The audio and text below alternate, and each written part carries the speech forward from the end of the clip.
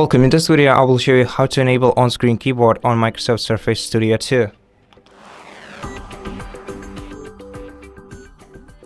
So, first of all, since it's a 2-in-1 device, we can simply enter the tablet mode, or somewhat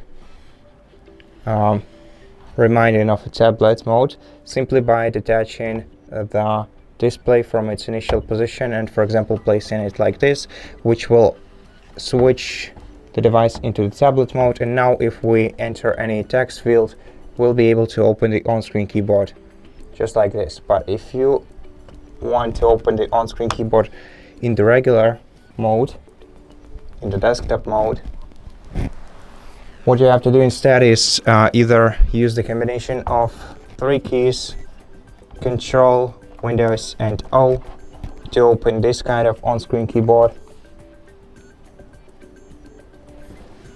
Or you can also open it from settings by going to start menu, settings, accessibility on the sidebar, then find keyboard on the list, open it and switch on the on-screen keyboard. Or the third way to enable the on-screen keyboard, which looks slightly different, which looks basically just like the one we have in the tablet mode. We have to go to Personalization, find Taskbar,